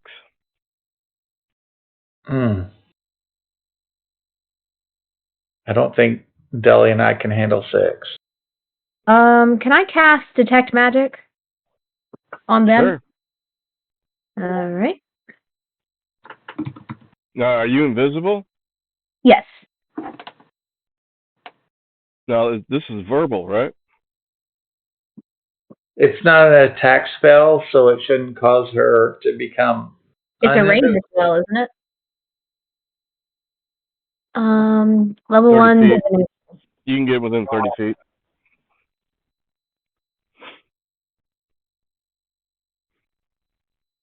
So I need to be within 30 feet? Yep. All right. Well, are we still in the woods or are we on the open road? They're on the road. I'm not sure where you're at. I said I would turn invisible and I'm keeping to the woods. So I'm just kind of going along the trail. Gotcha. Yeah, you're definitely within 30 feet. All right. Do I detect any magic off them? No. Nothing. Oh, all right. Dead end on my art. They stop and they seem to be talking amongst each other. And are you guys listening? Are you trying to close in and listen to the conversation? Yes, absolutely. I'm going to go as far as the tree line will let me, but I'm not leaving the woods. Okay. Chosen, you hear them talking about the possibility of coming back at night. They are definitely concerned about their, I don't want to say friend, their acquaintance, Starn. They're trying to figure out why would Starn want to leave. So they're talking about, they're scheming. Should we come back tonight? Should we come back tomorrow night? Should we come back and investigate, see if Starn comes back? Should we come back to see if they're still there? We need to know who these people are. I'm going to stay with them, within hearing of them, until I get a definitive answer of are they going to come back tonight or not. Gotcha. I mean, I heard that they're planning to come back. I start booking it back towards the cabin. Okay. Now, what you got? Elven boots, right? Yes. Okay. Well, let me double check. Pretty sure I do. And I'm gonna stick with them. They converse about maybe 5-10 minutes.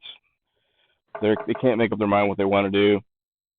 They definitely know that they want to come back. They just don't know when. And they finally decide they're going to do it in 2 days. They don't want to do it soon. Then they turn around and start heading back into the direction of Nulb. They're heading north. I follow them until they get to the bridge, and then I'll break contact and head back to the Okay. I'll head back to the cabin at that point once they get to the bridge. Halfway to the bridge, they encounter a caravan of 2 caravans. They walk up and they notice one is changing a tire, seem to have a broken wheel. They're harassing the merchants. They look like merchants. Kind of harassing them, making it more difficult for them to change the tire. They make the wagon fall back down on its axle. You can tell that the merchants are getting frustrated, and they kind of laugh and chuckle, and they walk by, and they continue on. They finally get back to the bridge. Every now and then they'll stop and kind of wave, and you just being knuckleheads. Being assholes. Yeah, pretty much. Yeah. Let's call the creek the color that it is. Yeah, right. And they head back in, and now you're stopping at the bridge. You continue watching, or are you going to go back to the cabin? I'm going to watch for maybe 20, 30 minutes. Okay. And then I'll head back. They go across the bridge. They walk past the waterside hostel. You can see them walk into one of the buildings. You notice one of the buildings has a sign. The sign looks like a shield and a sword. You notice there's a couple other mercenaries or militiamen or something, some armed gentlemen, men at arms, if you will, kind of hanging out around the porch. Just kind of hanging out, talking, gossiping.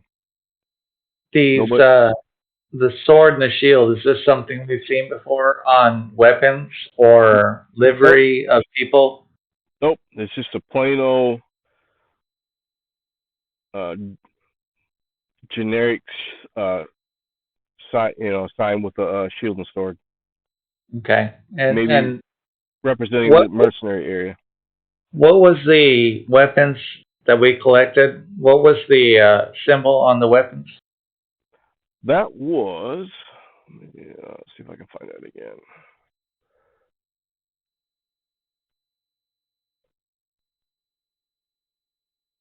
It was this.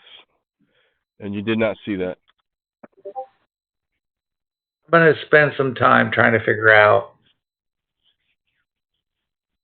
a hierarchy and see if I can identify that symbol and where it plays into the hierarchy versus these mercenaries, to see if maybe that symbol indicates higher responsibility to the elemental evil or not. Okay. I'll spend maybe an hour trying to identify that. If I can't, then I'll head back to the cabin. Now, what do you have? You got something going to roll on that? History? How would you figure that information out? Obviously, you don't have a phone and can't Google it. Yeah. Describe how you would research that. I'm thinking, or I'm looking at my character. Sure. I guess it's probably an investigation check would be my guess. Sure. But it's not something in my strong suit. Right. So. Oh, but that's not bad. You recall the symbol. All of a sudden, it came to you. You remember the Circle of 8. Circle of 8 is a faction. And brainstorming, you recall it was founded by Mordenkainen himself.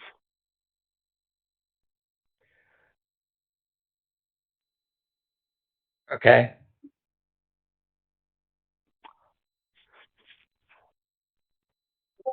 You remember a name, Bigby? Seemed like maybe it might have been a wizard's thing. You're starting to recollect a name like Bucknard, Lemond, Otto, and Rary. I guess the question is Society of Magi. Yeah, the symbols that we have, I'm trying to understand, or I'm trying to fit them into a pattern, saying the symbols that, or the weapons that we've had, the short swords and things that we've identified from these guys that we've killed, are they higher in the hierarchy? The weapons, the people that you got the weapons from? Yeah, in the boathouse.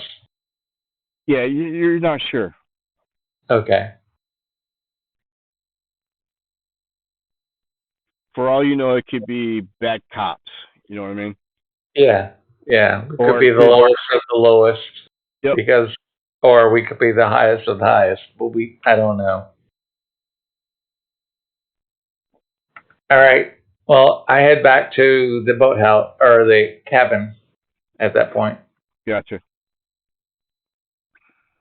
Well, I assume I've been back there for a bit if he's been there, gone for over an hour.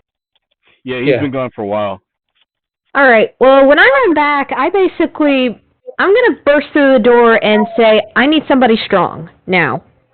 Okay, I get up. Can you chop wood? Pretty sure I can. Okay. Nice. We got people coming to attack the house. We need to build up our defenses.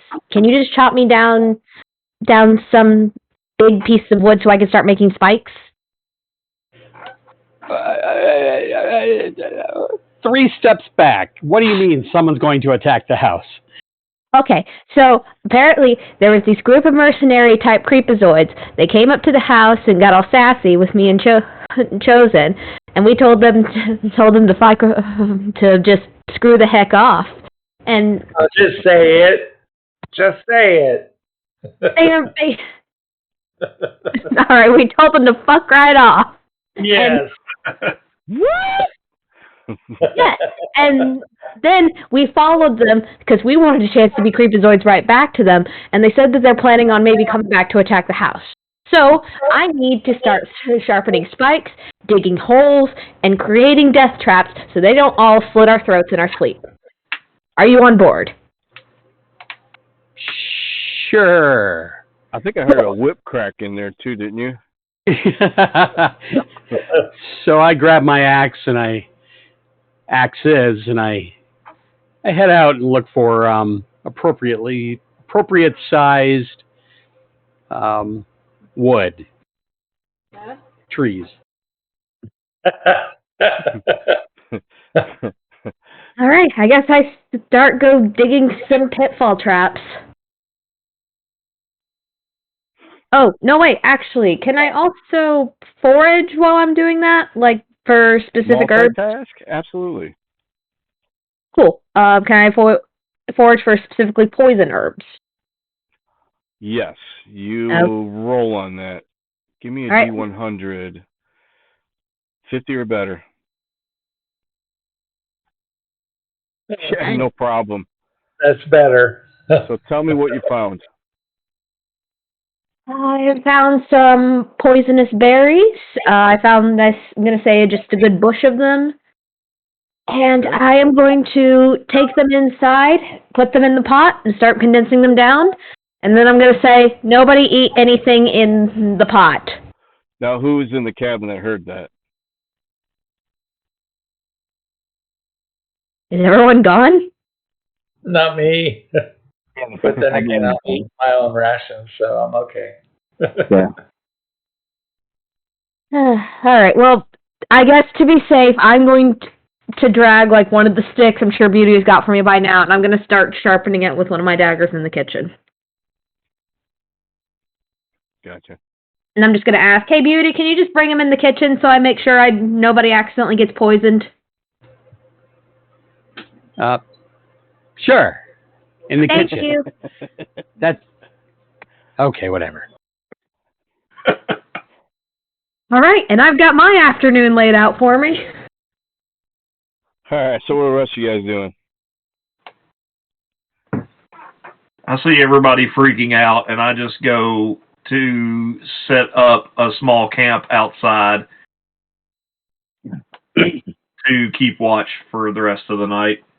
Okay. I'll be outside as well. Don't forget, you guys do have the temple. You guys can infiltrate, and the town as well. Well, if somebody's coming, I don't think I want to leave. Plus, Chosen hasn't gotten back yet. No, he's still in town, aren't you? Following these guys? Or on your way back yet?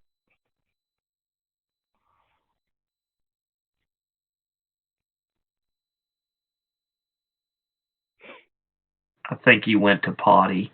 He's infiltrating the cupboard for cookies.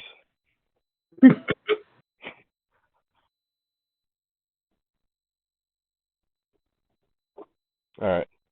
So what are the rest of you guys doing?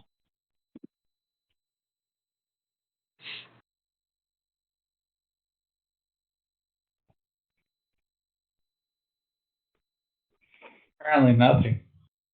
Apparently nothing while I work to make this house a home. She's working hard, man. If people are Apparently only coming, Jelly and Chosen care. Jelly, go ahead and add a whip for your inventory.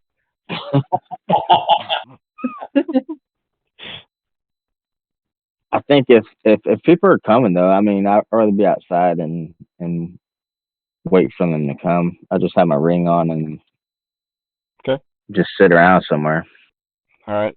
So we want to fast forward. At least when Chosen. Huh? Wait. Fast forward to what? Evening. Am I back? Yeah, you're definitely back. I don't know. Are you? I mean, did you hang out in town? Did you head back to the cabin? I hung out in town only up to the point where I got the most or the best understanding of hierarchy based on symbology and when. I mean, you told me that it would be 2 days before they'd come back. Possibly, yeah. They're talking about maybe a couple days. Yeah. As far as Jelly knows, she thinks they're coming back that night. Right. So as soon as I get a better understanding of that timeline, I'm going to head back. Let's resolve that. So you're in town. You kind of came along, and you're over by the Smitty looking at the village of Nulb, cartoonish looking map. You're right around the Smitty and stable area, and the building that's on the corner, the opposite of the Smitty, is where you saw the shield and sword. These are just like a makeshift man-at-arms, if you will. Do you continue on looking around? You still have a little bit to look around. If there's a way that I can set fire to that building without drawing attention to myself. To the which one? The sword and shield building. I'm going to do so. Okay. If there's not a way that I can do it and get away easily, then I'm not going to set fire to the building. So would that action break your invisibility? It would break the invisibility up until the point that I stop doing it. So, you tell me how these rings work. Basically, the way I've always understood invisibility, if I'm making an action, then they have charges, correct? Kind of like a wand? Well, but see, the fifth ed doesn't say that. Yeah, I know. So that's why I'm asking you as a DM. Unlimited. How does this work? As soon as you do something that an action of damaging somebody, person, building, I don't want to use the word evil. As soon as you're doing something to cause you lose your invisibility, but you can bring it back. You can go back invisible when you're done. Right. So yeah, we'll just go play that route. So my whole thought process would be if I have a moment to make that attack and go back invisible.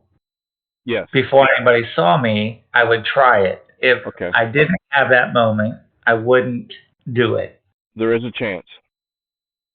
Right. I mean, if I feel like I've got a 60% chance to get away with it without being seen, then maybe I would take one of my bottles of bourbon out of my backpack.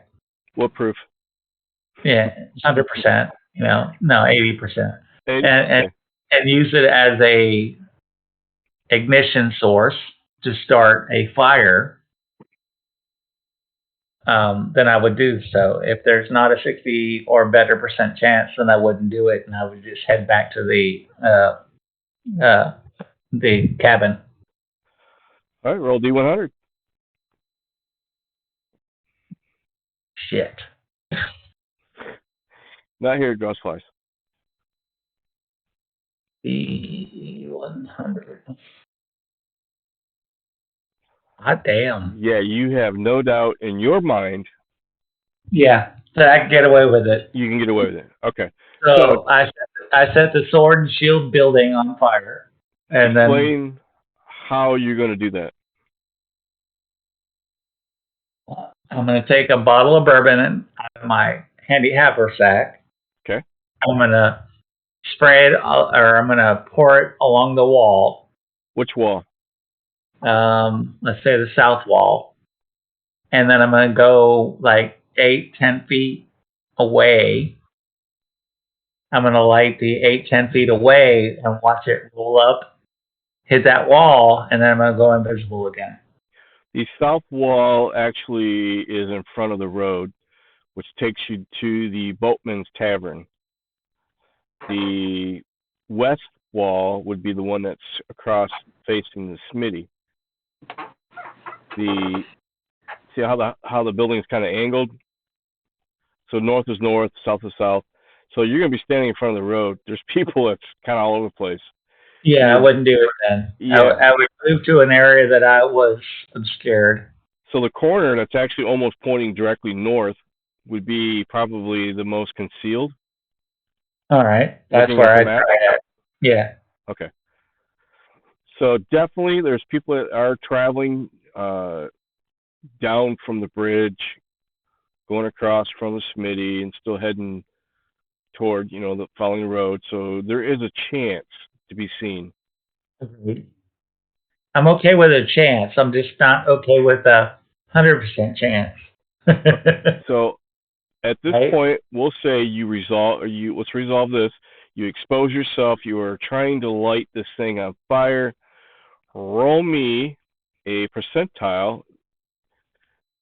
50 or better, you do not get caught. All right. And I'm using prestidigitation to light it on fire. Gotcha. Oh, shit. You definitely got somebody's attention. Okay. They're standing there. You look up. This guy's actually teeter-tottering back and forth. I smile as I strike the light. He's trying to figure out if you're a figment of his imagination or if you're really doing this. I hand him, afterwards, I reach into the handy haversack, pull out another bottle of bourbon, and I hand it to him, and I say, "This is for you."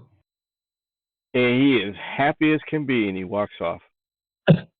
And I disappear in the darkness. In fact, while he's standing there, he walks back out to the road. He's swilling his bottle. He's not going any further. He can't wait any longer. He is hitting it. He is happy. All of a sudden, that corner just goes up. In a matter of a few minutes, all of a sudden, those folks are running out. And here he's standing there. Where are you at? What are you doing? I'm moving across the bridge, heading back towards the cabin. GTFO. Yes, GTFO. All right. Do you hear commotion going on? Do you even look back behind you, see what's going on, or you just keep on trucking? I'm just going to keep on trucking. Chuckle is under my breath. All right, you're gone.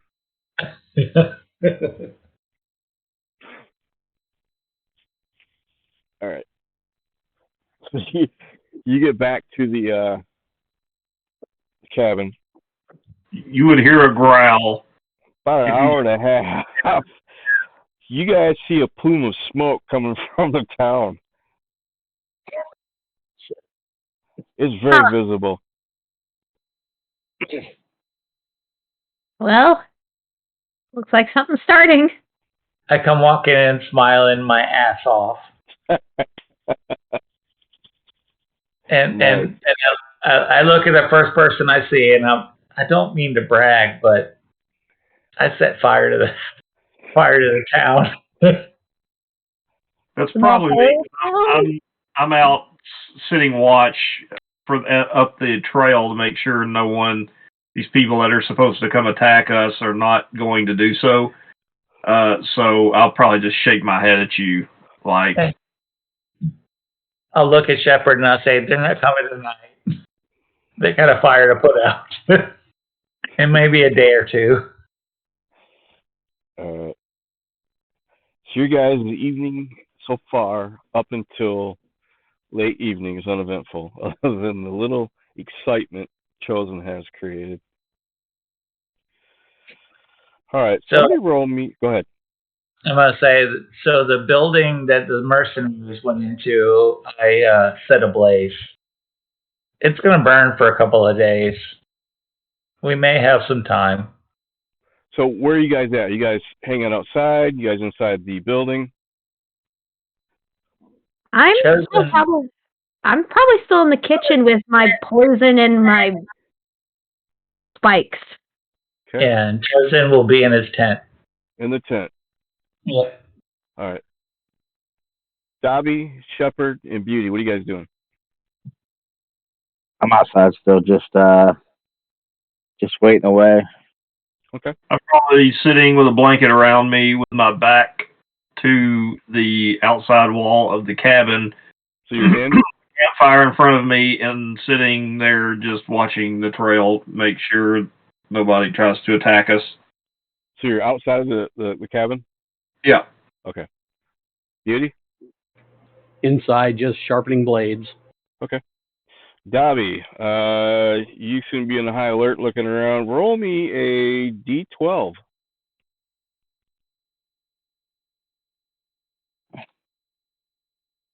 Okay. Nothing happens. Uneventful. Uneventful. Moon is high, not full. It's bright. It's midnight. What are you doing? Still hanging out? I'm Yeah, I'm going just gonna hang out, wait.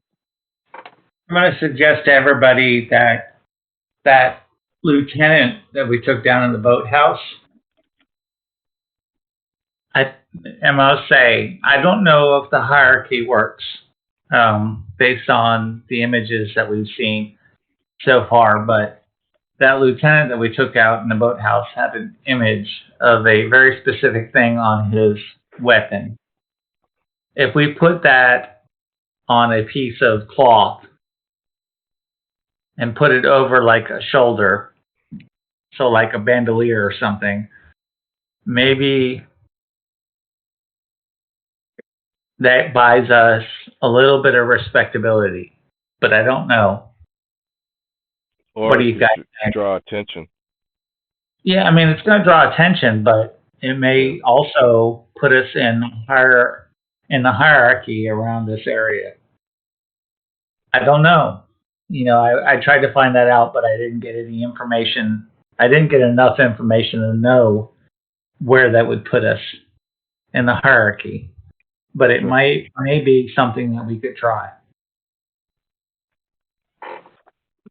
It's not the worst idea.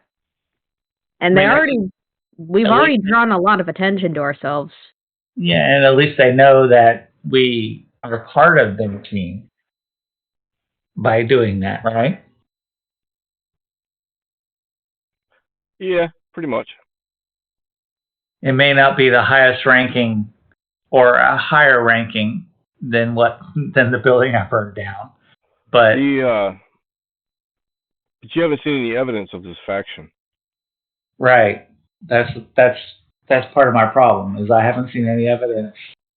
Right. But so here's what I'm going to do, Rod.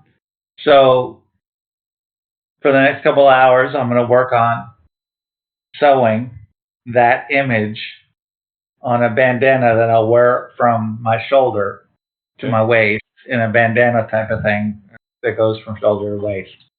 And you're going to go prancing through town, see if you get a reaction from anybody? No, I'm going to stay at the cabin, and if anybody shows up, it'll be in the evidence, I see. so they'll see it and may react accordingly.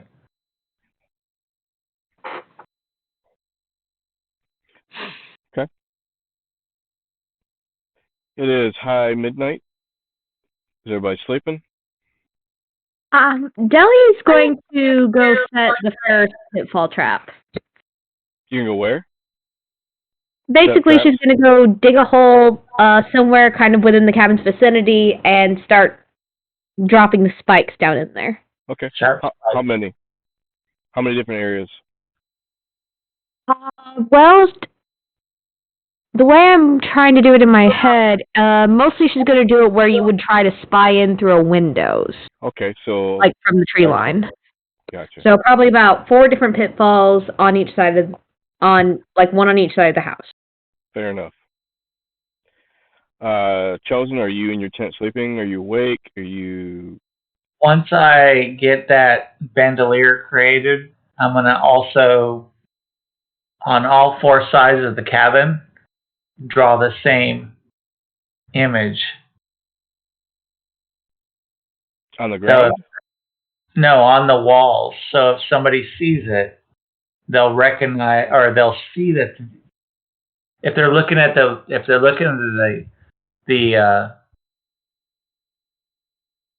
well, I'm going to ask the team first before I do this. I'm going to say, this is what I'm thinking. I want to draw it on the wall. So, an exterior walls.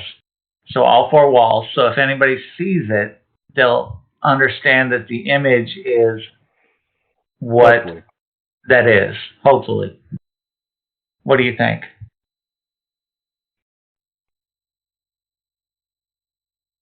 And I'm looking for feedback, guys. Deli's in a bit of a daze, so she just kind of nods, like, yeah, whatever you think is best. And she just goes back to working. Couldn't hurt. And I know, Damon, it's hard for you to grasp the concept, but when we were in the boathouse, we fought a faction of thieves, assassins, that had a very specific image or very specific cartography or whatever you want to call it that indicated who they were. Well, just hopefully it's not the rivals that sees them. Right, but they obviously were from the Temple of Elemental Evil. So what I'm hoping is this is a higher group. To earn you some respect. Right. Yeah. That's what I'm hoping. So I'm going to put it on the walls. I'm suggesting I'm going to put it on the walls in a paint. And I'm looking for feedback from John and from everybody about whether I should do that or not. I would probably shrug. Shepard's been kind of distant all day. He's dealing with his own things right now. Yeah, I get it. Dobby? If you think it'll work, I'll see why not. Go for it. Yeah, I don't know if it's going to work or not, but we'll try it. So, Beauty, are you okay? Yes.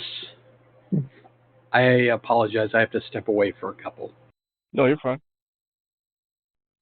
So just to repeat, when we cleared out the boathouse, we ran into this assassin lieutenant that had very specific livery or very specific imagery. Let me say it that way. And that's what I want to put on the walls, the exterior walls of the cabin. So anybody that came into visual sight of the cabin would see that imagery and understand that we're with them, we're a part of them, and maybe even we're above them and they should not attack us. Before I step away, you should probably put that on a piece of cloth, kind of like a flag. Yeah, I'm doing that on myself, but I also want to put it on the walls, on all 4 walls of the cabin. You use burnt wood, charcoal to like draw it out? Yeah, something. I mean, something that makes it obvious. Okay.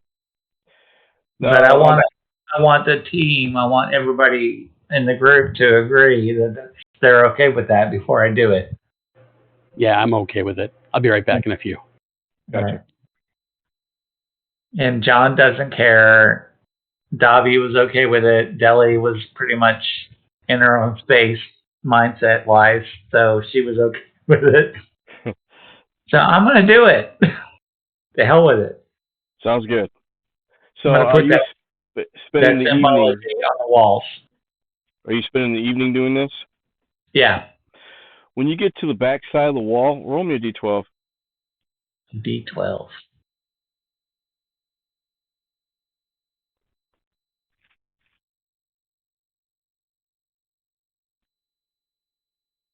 Seven. Roll me another d12. Damn it, Rod. No, we're on track. I just need to know how many. 3. As your back is turned, you are facing the exterior wall doing your artwork. You hear a growl. When you turn and look, you see 3 normal wolves peeking out of the backside woods, snarling at you, and they are hungry. What do you do? I yell at them. What the hell do you want from me? You yell at the wolves? Okay. Yes. They're just slowly inching closer, snarling. You can see that they're salivating. They appear to be hungry, and you are dinner. So I'm going to throw some of my rations out and say, eat that, not me, you dumbasses. Okay. While I put my shield on and pull my warhammer. Okay. You seem to distract one of them. And you dumbasses, I'm going to have to kill you. What is the And rest I of yell, you doing? Wolf! Help! And So I you're crying wolf? I'm yelling, yes, I'm crying wolf. And I'm going in for attack. All right. On the 2 that didn't get distracted by the rations.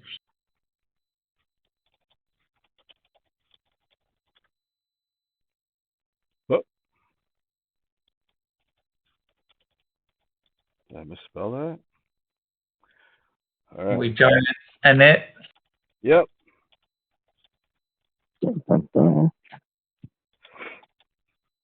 Oh, man. Everybody? Whoever has heard him cry wolf.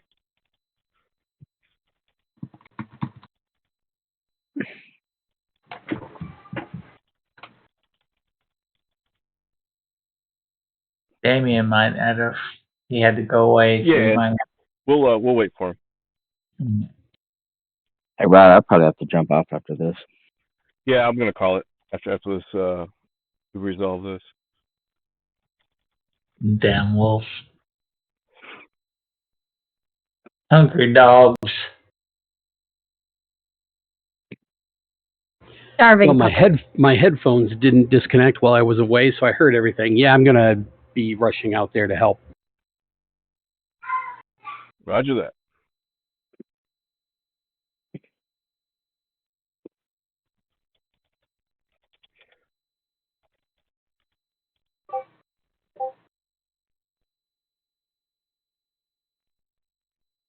You have to do your I join Beauty or Damien to get an initiative.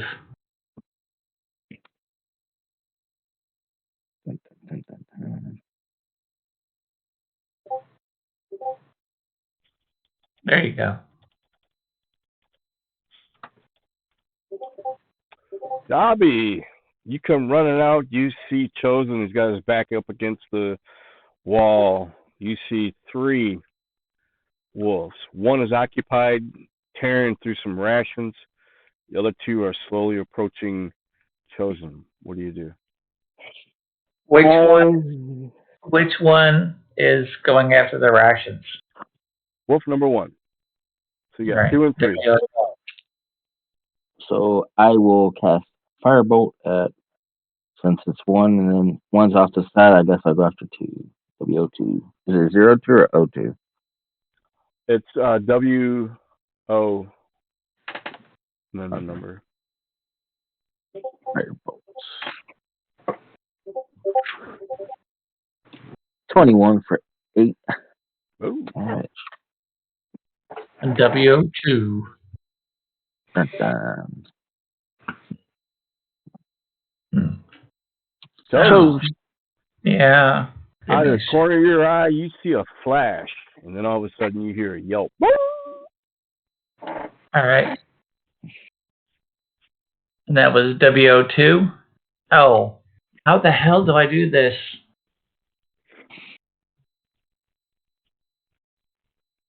I'm gonna attack a W02. I don't know how to do that from the. It won't add or subtract from its current hit points. You just, you just do that, and it tells you what you got. So your total damage is 21. Wow. No. Hang on. That's weird. That's a two-handed. I've got my shield on, so that one-handed damage. So it's 6. So 6. Yep. On top of the 8, this will be 14. Yeah, you definitely kill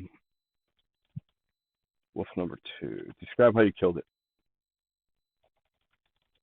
Swinging the warhammer down and across my body, I smack him in the head, and he just slumps to the ground.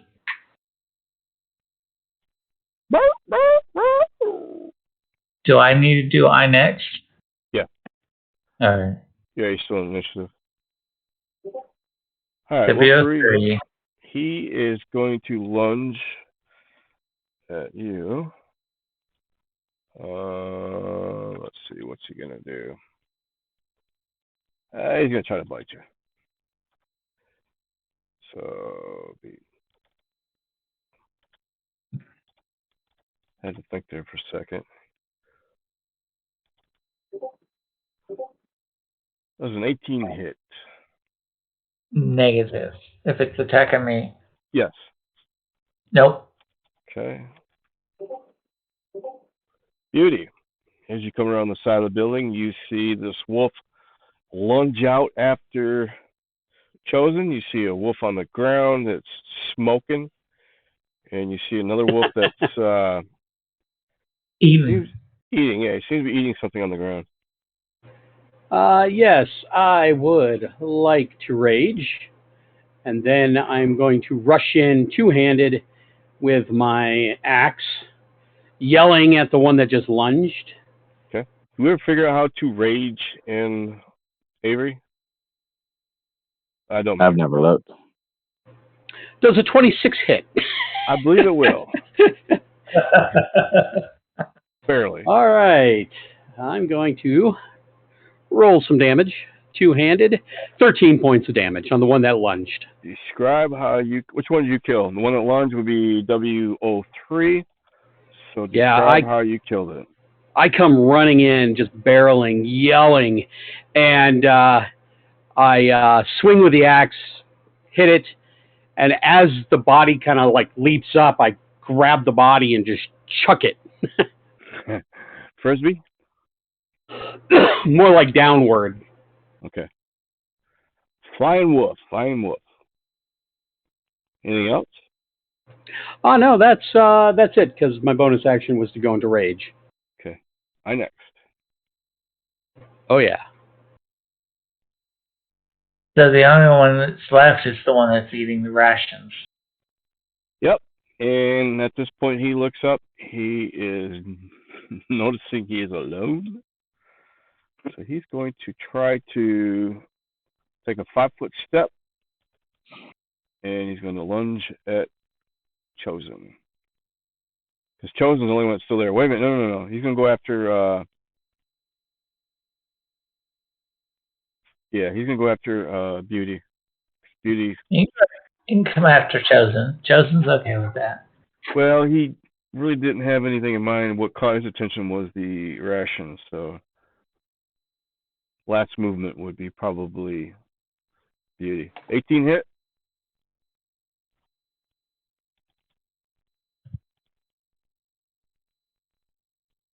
Beauty.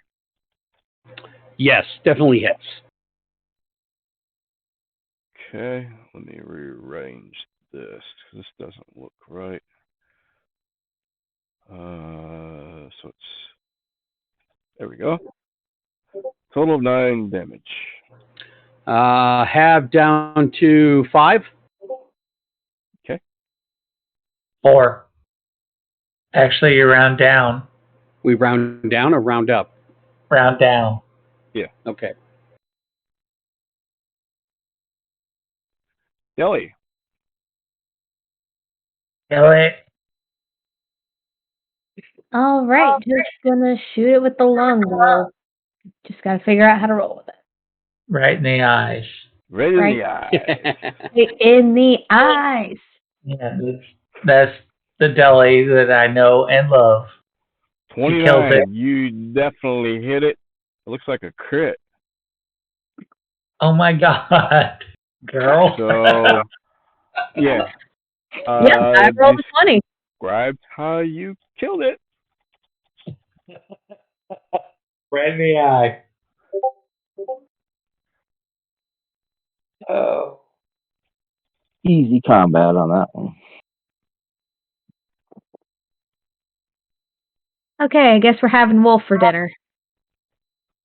All right. Combat's over. You have 3 dead wolves.